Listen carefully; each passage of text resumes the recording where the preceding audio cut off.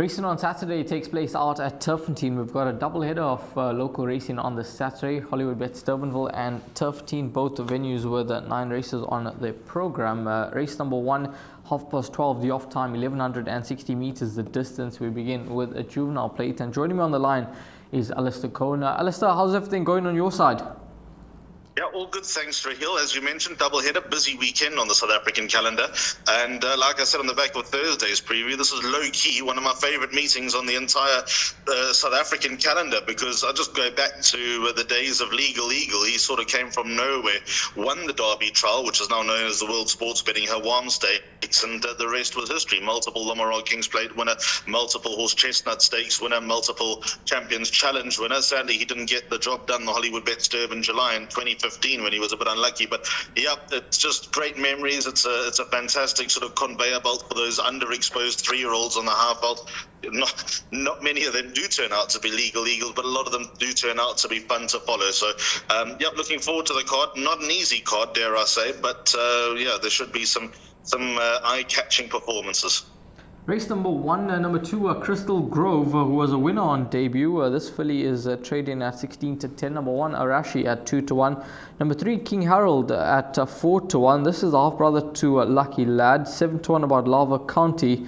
10-1 and better bar those. There's been support for numbers 6 and 8, both first timers, 14-1 into 10-1 and 20-1 into 14-1 respectively. Alistair, race number 1, what's the thinking here?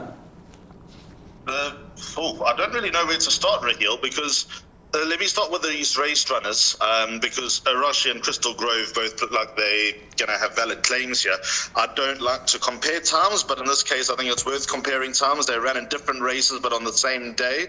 Arashi won race 1, Crystal Grove won race 2. Arashi's time was 0.04 seconds quicker than number 2, Crystal Grove, but Crystal Grove won with her head in her chest. So had she been extended, she might have run in a much quicker time. Plus, we also got the improvement factor. Arashi's had 3 starts and Crystal Grove has just had 1. So you'd anticipate that Crystal Grove has a little bit more to come. So from a race runner perspective, I think 2 finishes in front of 1. Interesting, because the 2 first-timers who make least appeal pedigree-wise are the 2 that have come in for some support, Hotaru and Little Miss Splendid.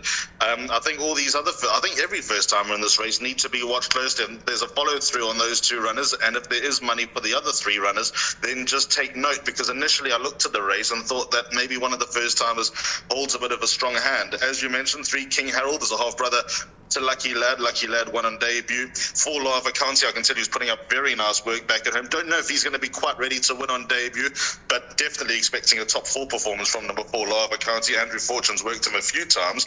And number 5, Red Penny's trained by Paul Matchett. Matchett's having a whale of his time with his youngsters. So they all appeal somewhat to these first-timers, and I think it's a very, very trappy opener.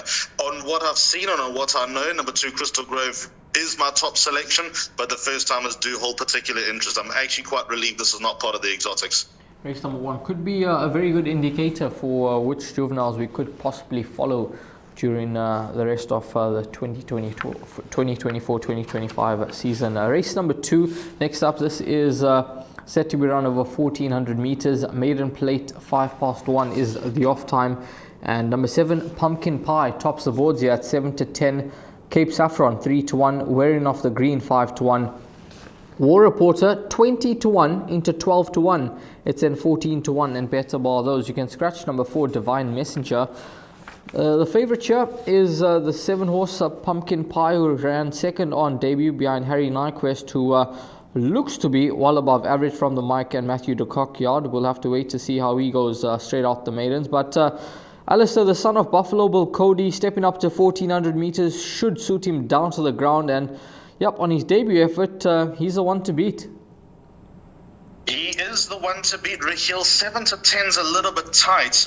Candace's disclaimer, and look, it'll apply for everyone on this card, is the lack of work for number 7, Pumpkin Pie, and the lack of work for every horse on the half-out. So I'd stop short of taking 7 to 10 about number 7 Pumpkin Pie, but with that said, the expectations are that he'll run another massive race. The report going into the debut is that a very good run was expected. He finished second. Harry Nyquist, as you say, could be absolutely anything straight out of the maidens. The third horse trained by Sean Terry, whose name escapes me, was expected to go very well on that occasion, and Pumpkin Pie finished in front of him. He was all at sea going through the final 400 metres, only picked up the bit over the closing stages and stayed on fairly well, the number 7 Pumpkin Pie.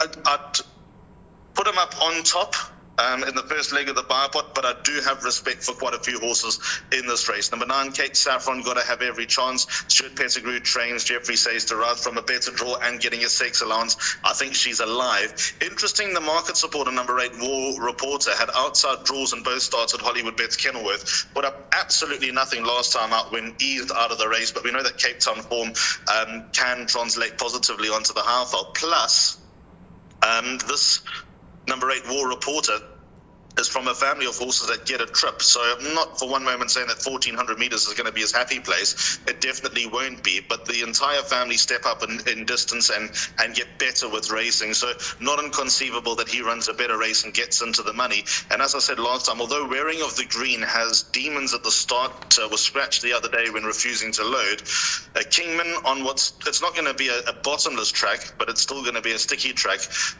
Just respect the 4-year-old daughter of Kingman. And also number 1, 7th Fleet, first run as a Golden. That debut was excellent. Done nothing since, but the debut run was something to take note of. So, yeah, I can't take 7 to 10. I'll bank through him in the bar pot, number 7, Pumpkin Pie, but I'm not going to have a bet. I'll be shouting with those that do have a bet. I certainly hope he does win. He'll come into his own over a trip, but I think 7 to 10 is a little bit too skinny for my liking, only because of the fact that there's been no work going in. You're kind of having a stab in the dark. Yep, that is race number 2, number 7, Pumpkin Pie. Slightly cautious here from Alistair, and he gives respect to number 9, Cape Saffron. And yep, if there's further support for number 8, War Reporter, well then perhaps it could be worth an inclusion into bets like exactas and trifectas. Race 3, Maiden Plate, 1,400 metres, fillies and mares, 1340 the off time. This is the start of the place accumulator. Number 1, Tipperary, favourite, 16 to 10. Number 2, Sheets and Goggles, 18 to 10. Having a first start up on the high felt. It's 11 to 2 about number 9, Wagram, 6 to 1, and better bar those. Scratched is number 4, Intro, field of 8 runners remain. Alistair, race number 3, place accumulator time. What's your thoughts here? Here is my suggested bet, Raheel, and I do not like this race at all. I've gone 4 horses in the opening leg of the place accumulator. They are 1, 2, 6, and 9. And if you ask me for a top choice, I'd probably go with the Terry runner, number 6, Arctic Silver. Sereno Mudley takes a ride. It stepped up all the while. First run was flat. Second run was slightly better, but still no fireworks. Third run ran 7 lengths to Great Notion in what was a very controversial race. Not for any reasons of Arctic Silver or the winner Great Notion, but still, there has been a step up. Second run after a break from a better draw, Terry Yard, now in blazing form. I'd venture to say that she represents a bit of value in race number 3, so I'm going to put her up on top.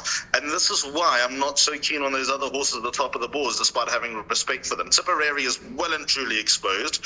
I think she's going to be tested over 1,400 metres. She's not got the running style, although she's run over this trip before. She's got a 3rd and a 4th to show for it, but she has got a better runs over slightly shorter. I assume Gavin Lorena's feedback after the last start would have been to not be afraid of stepping her up in distance. Lorena and Matcha don't team up often, so take that in mind, but she is exposed, and we have been burnt by Tipperary before. She's been a 6 to 10 well-beaten favourite in the past where she tried 1,800 metres. Maybe now she is ready for the trip, but I'd still be a little bit gun-shy. And then we got some Cape form here. 2 Sheets and Goggles and 9 Wagram have faced off before behind Russian Royal. Sheets and Goggles finished in front of Wagram to the tune of 5 lengths, but we got a little bit of improvement to come from number 9 Wagram. Both jockeys are looking for their first winners back since returning Samanga Kumalo and Calvin Habib. So, yeah, interesting dynamics. There's no doubt number 9 Wagram's got a lot of scope to improve, now racing for the Alec Laird stable, but then we've got Sheets and Goggles at a draw 1, now racing for Fani Broncos, and that's got to be some sort of advantage. But knowing Sheets and Goggles like I do, again, I know she's been 1,400 before. I know that probably her best recent run came over 1,400 metres, but she's all speed. She's a little boxy type of daughter of Gimme the Green Light, and I think she'll be tested. So yeah, it's a race that I'm going around in circles. I think the value lies with number 6, Arctic Silver, but again, another race where I'd be looking for a result. I get the inkling that one of these shorter price horses might miss the first leg of the PA, and we're already looking at a reasonable dividend after leg 1. Yep, 7-1 the price about number 6, Arctic Silver. That is going to be the each way player and the top choice here in race number 3. We move along to race number 4. This is a fillies and mares divided handicap, 91 divided handicap, 1160 meters. Start off the pick 6, 2:15 is the off time. Number 4, Green Sapphire, is the favorite at 14-10. It's 33-10 about number 6, Hong Kong, who just ran on Thursday, so we'll keep an eye on her to see whether she does take a place. She ran second, beaten behind Frozen Fantasy. It's 5-1 about number 2, Elysia's Love. Number 10, Lady of Memphis, 7-1 into 5-1, and then you can get 14-1 and better ball those. Now Green Sapphire, she returns to the course and distance where she won her previous 2 outings, Alistair, and yeah, 10 draw, Gavin in the irons, the one to beat you. Yeah, she's a bit of a weapon, number 4, Green Sapphire. I was slightly underwhelmed by her last start, but that was, I just don't think she was in a happy place in terms of how she likes to race. She's got a very high cruising speed, and she can kick off that. I mean, life is inevitably harder, getting an £8 penalty from an 81 to an 89, but down the straight at Turffontein, she's done very little wrong. She was beaten by Hong Kong on Betway Summer Cup Day, and yes, Hong Kong has the advantage of the weights, but there's got to be a serious question mark as to whether Hong Kong is going to run. As you say, at the time of recording, she is a runner, but I've left her out under the impression that she's not going to run. If she does, that probably changes things a little bit. But Green Sapphire just getting better and stronger all the time. High number draw down the straight on the Turffontein stand-side track. That's going to be a massive advantage, and she is definitely the horse that they all need to beat. But Raheel, there's a horse here, See an Enemy, number 5 on the card. Nice to have Tristan Godden in town, Mike and Matthew Ducock giving him a few chances in Joburg and in Durban as well. Her ratings come down. She was a 90, a little less than a year ago. She's now an 83. Yes, it might be a little bit too sharp for her, but she is out of a Grade 1 winning sprinter in the form of Alboran C. She's obviously no Alboran C, and she's not quite as deadly down the straight or in the sprint distances. But second one after a break, also back against her own sex for the first time in a while.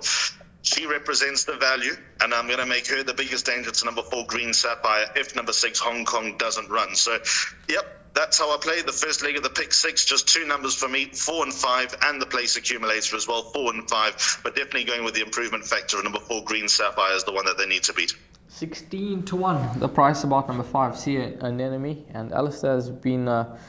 he's been in good form. He's been finding these gems for us, and yep, we've got one at 16-1 here in race number 4, the start of the pick 6. If that has to arrive, wow, what a start to the pick 6 for you after leg number 1. Race number 5, this is the Ormond Ferraris Oaks Trial, 2,000 meters the distance. It is the fillies and number 1, Queen of Love at 33-10, 9-2 Ancient Wisdom.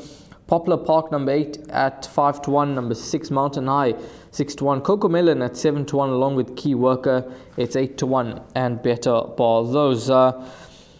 Yep, 2,000 meters the distance. Alistair, I like this filly Coco Melon. I think 2,000 meters will suit her down to the ground. Last time out 1,600 meters, she just never seemed to get into the hunt, but yeah, she's been given 39 days off since her last run. I think this is the right type of race for her. Yeah, I'm keen on her, but I'm very keen on a horse further down the page. First thing I want to get to is that this used to be a listed feature. Sad that it's now a non-black type, but it is what it is. Yeah, you're right about Coco Melon. She's got a nice turn of foot. She can finish off her race as well. I agree, the step up in distance should be no worry. Serena Moodley has ridden her twice before, in fact, for a win on the 12th of October. As I said earlier on, Tarry's obviously come to life. For me, it's a down in class, having run an average 89 now into an average 84. The last time she's never run at this type of level, funnily enough, despite it being a minor feature. If she gets the trip, and as I said, I think that she's got the running style to get the trip. Number 2, Coco Melon, could be the right one. Go back 2 starts. Gimme Fabulous won a fantastic race in the Vilkebos Strip Acacia just a week earlier, and that form line for me stacks up better than anything else in this race. So top choice, yes. but there's a bit of value around for number 10, Tuscan Star. This is a half-sister to Without Question, who was at his best over this distance. Ratings come down, draw 1, stayed on nicely behind Gerbera, who's now rated in the high 90s. Beaten less than 2 lengths last time. This is the springer in the pack. Led's having a right old run at the moment. Calvin back from an injury, getting down to 54 kilograms. Wasn't easy before injury. It's going to be even harder now. Big chance. Big chance, number 10, Tuscan Star. She's overpriced, and I think that she's going to give them a fright. So 2 and 10, the only 2 numbers are once in the place accumulator. Pick 6, obviously you'll need a cast Janetta a bit wider. Queen of Love, if she had a better draw, she probably would have been in my PA. 5, Key Worker, got to get in there as well. 8, Popular Part, a little bit of a worry that she's down and trip because she stays all day. She might be doing her best work a little bit too late.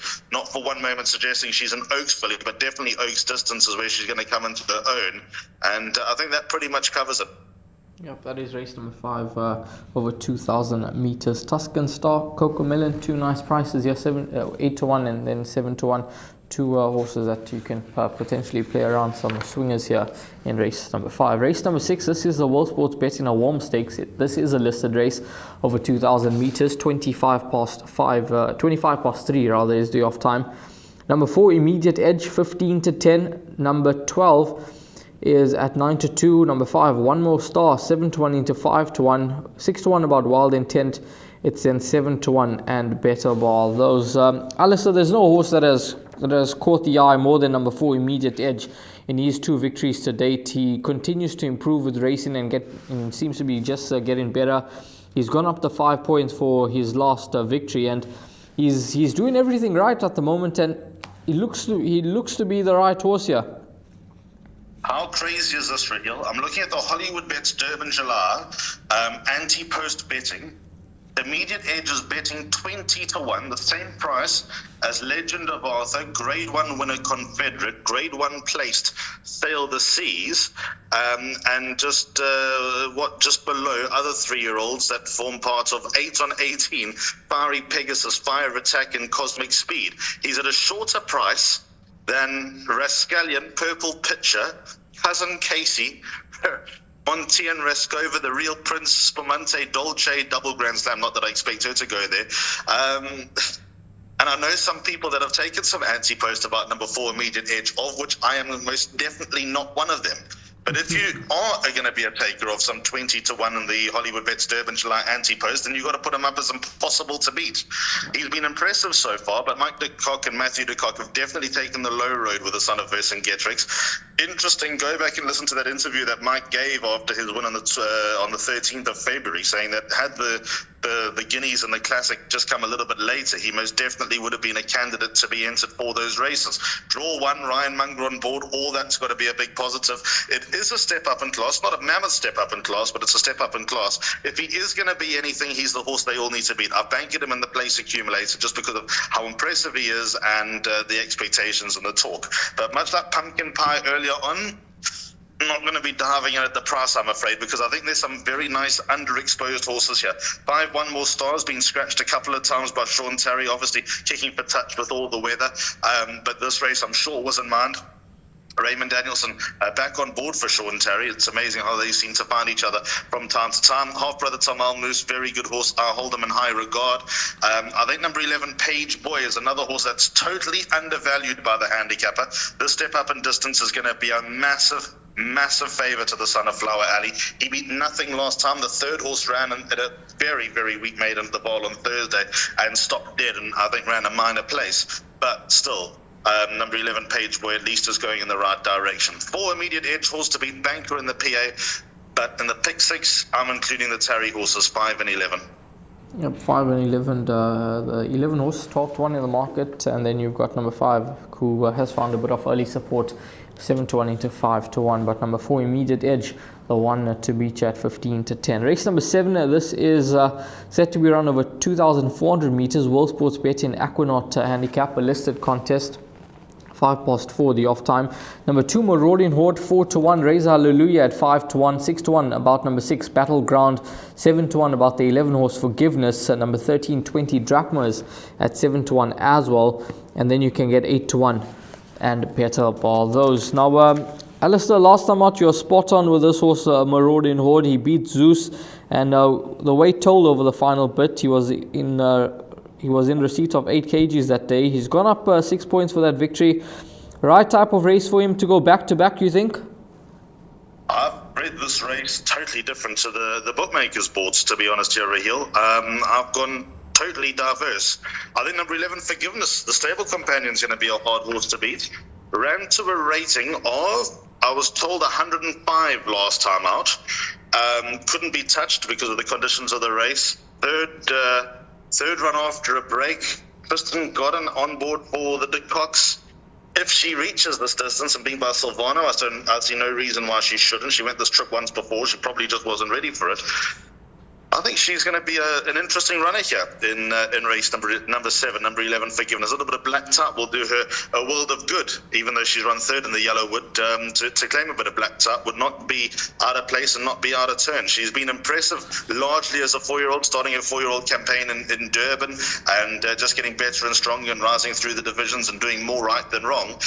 So I think that she's the one that they all need to beat. Respect, though, for a few others. 6 Battleground on that run to Marauding Horde, Raheel. Battleground has got 2.5 lengths to turn around with Marauding Horde, but comes in here 4 kilograms better off. That should be enough. Finished in front of Razor Hallelujah, Armagam, and also Crimson King. So I think Battleground very much alive. Penultimate start, wrong distance. That was just to restart the engines. Came alive last time. If he has a bit of luck from that draw, he's going to go close. And then number 9, Breeze Over. He can be deadly. And back on the 16th of June, finished half a length behind Razor Hallelujah and has a very valuable swing at the weights with Razor Hallelujah. And I wouldn't write him off either, number 5, Razor Hallelujah. At this course and distance, he does seem to grow an extra leg. He's placed in this race twice before and hoping for him to go a little bit better, but at the weights he's got a bit to do, but he's doing very, very, very well at home. He always does. So in the PA, I've gone 6, 9 and 11. In the pick 6, I'm sidestepping the favourite, number 2, Marauding Horde. I'm going 3, 5, 6, 9 and 11. Just have a look here. This was number 4, Natcham. 10 to 1 in the market. He's having his first start up in the Highveld for Tony Peter, formerly with Gareth Van Zyl. 2,400 meters for the first time in his career. But Alistair, this horse, you give him any type of chance, maybe a upset type here, 10 to 1. I think he's worth an inclusion. Okay, let's put him in. I thought the run that probably makes most appeal is the Michaelmas, the listed Michaelmas at Hollywoodbets Greyville in October last year. Yeah. If Madison Valley could run the way that he did in the Betway Summer Cup, then that's probably got to put number 4, Nat Jarman, to the play as well. Not knowing too much about him, just sort of getting this distance, that would be the question mark, as you say. But Gavin's ridden him once before and won him, and that was beating none other than Cape Eagle, who's probably that pound-for-pound pinnacle horse in Durban. So on your recommendation, let's put him in. And he's a horse that does run all fresh as well. 5 runs for 3 victories. So, let's include that one at 10 to 1 in the market in race 7. Race number 8, penultimate race on the program. It's an MR80 handicap over 2,400 meters. 1640 is the off time. Here, the favorite is number 2, To the Rescue, 22 to 10, 28 to 10. Number 3, A Fraud, 7 to 2, Romeo's Magic, 11 to 2 about number 5, Coffee Berry. It's in 7 to 1 and Better Bar. Those further down the page, there's been some support here for Nuclear Force, 20 to 1 into 14 to 1. Race number 8, Alistair, what's your thinking? Yeah, 2-horse race, most keen on number 2, To the Rescue. I think number 3, A Fraud, is his biggest danger. If we go back to the 2nd of January, A Fraud has got 2 kilos better off for a length and a half, so that's got to bring A Fraud into the picture. But I think To the Rescue's now found himself in a good place, in a good space, and running better. Got a lovely stride about him. It was probably just a matter of getting him confidence, getting him winning, and just maturing up. And I think that To the Rescue is going to be a hard horse to beat, despite the respect I have for number 3, A Fraud. So I banked him in the place accumulator. Cabello Matsanyani rides him very well. Terry's Yard is back to life, so I think all that stacks up well for a massive run. Down the page, interesting that you mentioned there's some support for number 8, Nuclear Force. From that draw last time, he never had a prayer. He has bad habits in the starting stalls, unfortunately, does number 8, Nuclear Force. And again, he's drawn deepest, although not 15 out of 15. 9 out of 9 is not that easy. And if he loses ground at the start, he's in trouble, number 8, Nuclear Force. So although he's got a prayer getting closer to the Rescue, I'm not prepared to take a horse that sort of is going to disappoint, that has a propensity of disappointing you at the start from that draw. And then number 7, Romeo's Magic, is consistent. For me, it's a step up in class. I'd give him a place chance, Gap in the Arena up, and actually quite hard to beat, to be honest. Yep, that is race number 8. Two-horse race, just 2 and 3 to play around here in race number 8. Moving along to race number 9, 1160 meters the distance, 5:15 is the off time for this contest. Here you can scratch number 4, Maverick Queen. Number 6, Blizzard Snow, your favorite at 5-2. 7-2 about number 7, One Party. 10-1, Divine Moonlight. Number 5, Quasi Cat. Number 11, Just Jazzed Up. And number 13, Happy Wives. And number 14, Time for Charity. So a number of horses at 10-1. Alistair, final race on the program. It's the final leg of the place accumulator. Have you gone wide or have you gone short here? No, I'm actually pretty comfortable with my numbers here, Raheel. They're number 6 and 13. Obviously, 1 or 2 others would need to be included into the pick 6. But let's start with number 6, Blizzard Snow. Huge claims. Gavin Larena now gets on board. 3 runs back, ran less than 4 lengths to Bust Up and Hounslow, who was probably the surprise package in the South African Classic. Although not hitting the boards, that was a very good run from a horse that totally underexposed. Like I said, Gavin takes over. Cracking last run behind Secret Chord when touched off a short head. That was Moosie Magic who got Secret Chord home last time out. She's got to have an undeniable chance, drawn towards the middle outside. That's got to stack up very nicely. Indeed, you probably argue a winner without a penalty. Had she won last time out and got the bob, she wouldn't have been running off the 79. Although the penalty would have been minimal, she certainly wouldn't have been a 79. I don't see too many losers come out of handicaps and not be penalised. Then there's number 13, Happy Wives. Interestingly, Beneath the Clouds runs earlier on in the day at Hollywoodbets Durbanville. She's at the top of the boards and got to have every opportunity. Big runner there is Beneath the Clouds. Penultimate start as well was an excellent run behind Secret Passage, despite despite receiving a lot of weight from Secret Passage. She had a fruitful time of it in Cape Town, and she could be anything off her opening handicap rating of 74. Number 13, Happy Wives, the daughter of Canford Cliff. So they're the only 2 horses I've got in the PA, number 6 and 13. Pick 6, I would put in number 1, Exceedingly Glam. She simply doesn't right now does not get anything further than down the straight over 1160 meters or 1200 meters around the turn. She's just not quite the same. Quasi Cat I'd include as well into the pick 6 with Andrew Fortune on board for Mark Khan. Last run was disappointing, but that was an experiment over an extended distance from a deep draw. If you ignore that run, she's actually got some pretty attractive form. And that is where I draw the line in the finale. 6 and 13 in the PA, a couple of others for the pick 6. Yep, the value lies with number 13, Happy Wives. They're having her first start back up in the high felt after her Cape campaign.